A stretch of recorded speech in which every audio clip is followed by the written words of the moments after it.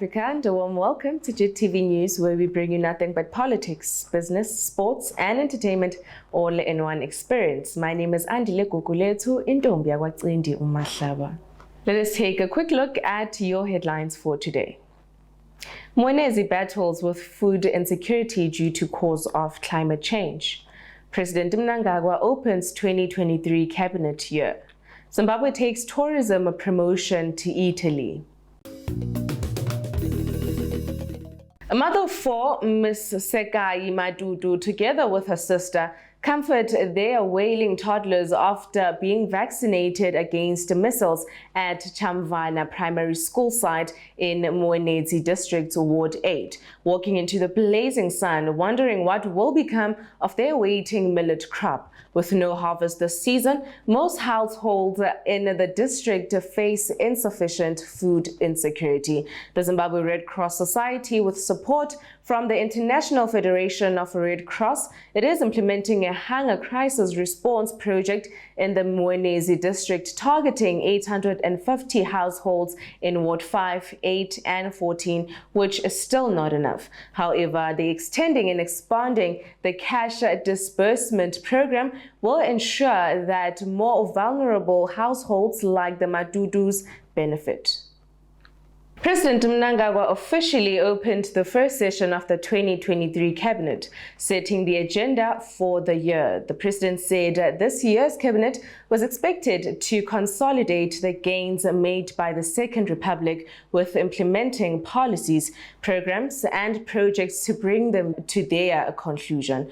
All this will drive the move to attain Vision 2030 of a prosperous upper middle income society. Zimbabwe is confident that under your able stewardship, the General Assembly will proficiently address the challenges that are presently facing our organization and our world. I also wish to convey our sincere gratitude to the President of the 74th session of the Assembly, Professor Tijani Mohammed Bande, for skillfully executing his responsibilities during his tenure. This year, we celebrate the Diamond Jubilee of our United Nations organization.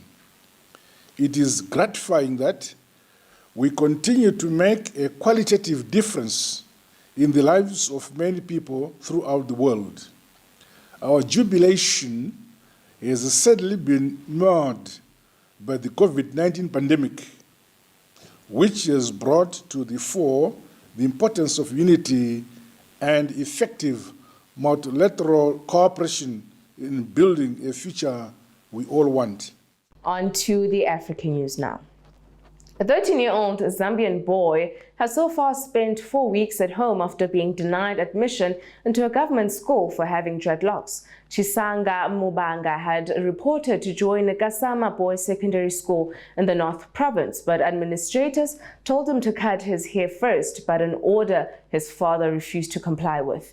Michael Zulu, a civil activist and a Rastafarian, complained about the treatment and projected that there is no law in Zambia that requires children with dreadlocks to cut their hair as a condition to school admission. Mr. Mubanga said, though, that he is determined to get justice for his son.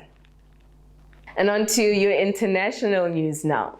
The first United Nations aid convoy has entered through a reopened border crossing into rebel-held northwestern Syria, devastated by last week's earthquake. Many Syrians are angry over the lack of aid for the war-torn nation, especially to rebel areas after last week's quake, in which more than 41,000 people are known to have died in Turkey and Syria. The United Nations and Syria's government on Monday agreed to use 2 more crossings, Al Rai and also the Turkish border. The United Nations said the crossings would initially be open for 3 months. Today was the first cross-border convoy that passed through Bab el-Hawa. We're just at the border right now. We were not able to cross in the first 2 days since the earthquake because of the road situation. The roads were impaired, and of course there was debris, and also the personnel that manage the hub. And let us get down to the business side of news now. Zimbabwe is marketing its tourist attraction centers in Italy at the ongoing International Tourism Exchange in Milan. BIT is Italy and one of Europe's leading travel shows. The BIT invites travel agencies, tour operators, and tourist boards in one place to exchange experience and shape the face of the travel for the upcoming year. Zimbabwe will be represented at BIT by Environment, Climate, Tourism and Hospitality Industry Deputy Minister Barbara Rodzi. And also there will be a cookout initiative, an opportunity for women to showcase indigenous and nutritious food while participating in mainstreaming tourism activities. Zimbabwe is now promoting that noble initiative across SADC starting this year. Expo, particularly us as the Ministry of Environment, Climate, Tourism and Hospitality Industry. And greatly here, we are here to talk about our tourism and our hospitality industry. It is very, very imperative for our country to be sold and to be known across the world, and particularly this part of the world, the UAE, where we have so many people that come from all over the world to this hub that we don't know. It is an investment that is hidden, that many countries do not know about, and we want to tap into as Zimbabwe. So we are here to showcase our country, to showcase the tourism part of our country, and to bring in and to call everyone to come to Zimbabwe. Number one is tourists, number two as investors in every industry across. With resources like nickel, manganese, copper, and vanadium, South Africa can be a major player in the global battery value chain. Roughly 58,000 jobs in the battery value chain could be created in South Africa, an analyst commissioned by the World Bank shows. The electric vehicle sector is expected to drive growth in South Africa's battery storage market.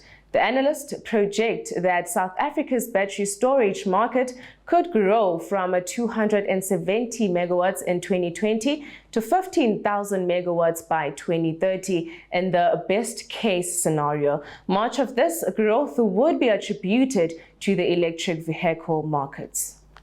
Now let us quickly take a look at your today's financial indicators.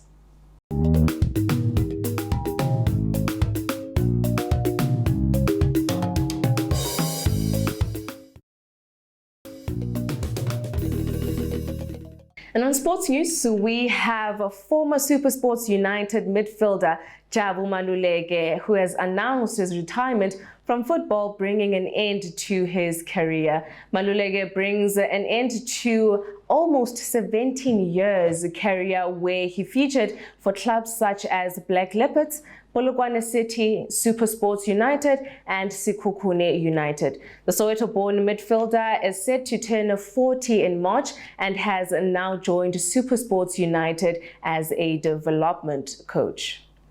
On to your JIT-TV News with a report.